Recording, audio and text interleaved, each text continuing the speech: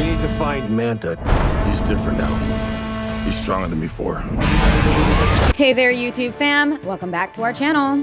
Today we're about to explore the underwater world once again, but this time, it's going to be a splash like no other. That's right, we're talking about the highly anticipated sequel, Aquaman and the Lost Kingdom. But hold on to your tridents because there's more. We're zooming in on the villain who's making waves of his own, Black Manta. I'm gonna kill Aquaman and destroy everything he holds dear. He's back and he's angrier than ever. We've got all the inside scoop on why Black Manta is looking scarier than a shark with a toothache in this sequel. From his comic book roots to his epic suit and that mysterious black trident, we've covered it all. So if you're ready to take a deep dive into the world of Aquaman and the epic showdown brewing beneath the waves, then hit that subscribe button, smash the like, and let's get started.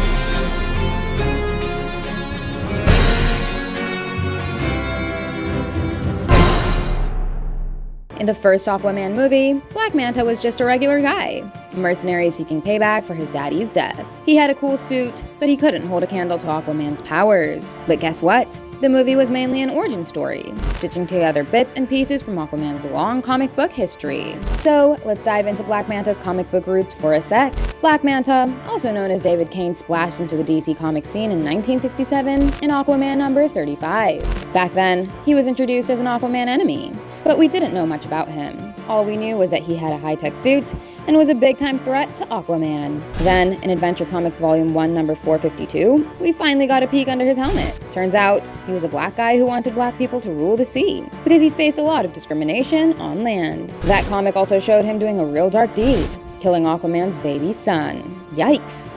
Fast forward to 1992 in Aquaman number 6, and we got Black Manta's full backstory. He was born near the Chesapeake Bay in Maryland, and one day, pirates kidnapped him while he was playing by the ocean.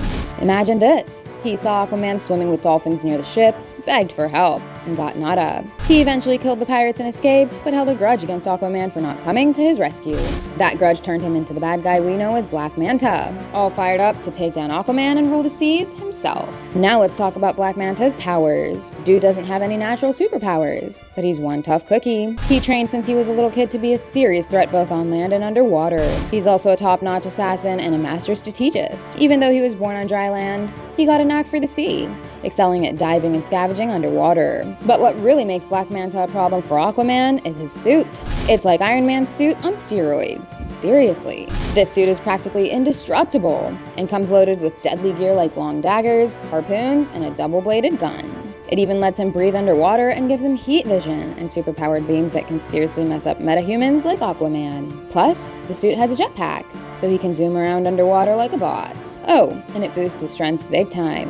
One punch from this guy can knock you into next week. Okay, remember I said his origin story changed a bunch in the comics? Well, it did. In one version, he was a troubled autistic kid stuck in Arkham Asylum in Gotham City. In another, he was a mercenary hired to steal some of Aquaman's blood. These changes usually made his beef with Aquaman even more personal, like a never-ending cycle of revenge. Now here's the kicker.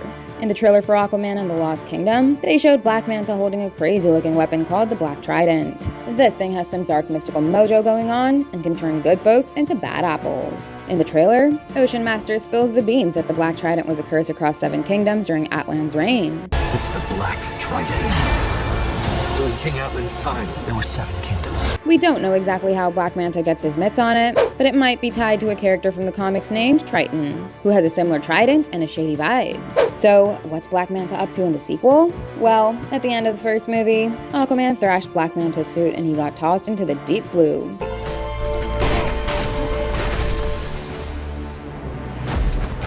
Luckily, Dr. Stephen Shin, played by Randall Parks, saved his soggy behind, but he was hurting and embarrassed. Now he's on a mission to get back at Aquaman big time. He doesn't just want to take down Aquaman, he's got a plan to wreck Aquaman's family and even the whole kingdom of Atlantis. Black Manta's got a serious chip on his shoulder, and he's leading a crew of bad guys on a mission to mess up Atlantis for good. Meanwhile, Aquaman's life has taken a big turn. He's now a dad, a husband, and the king of Atlantis, living the dream before Black Manta crashes the party. Realizing how much of a menace Black Manta has become, Aquaman seeks help from his jailed brother, who gets locked up for his shenanigans in the first movie. These two frenemies will have to bury the hatchet and team up to save their world from Black Manta's furious rampage.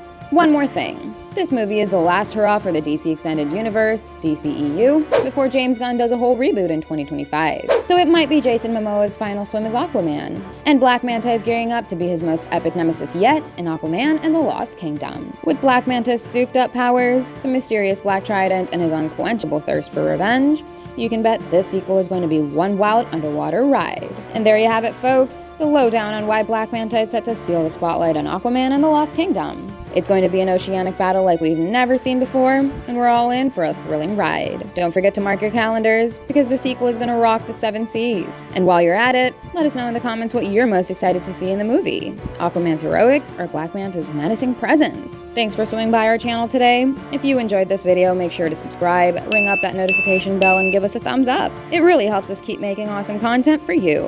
Until next time, stay curious, stay entertained, and we'll catch you in the next video. My job was a little less stressful than yours.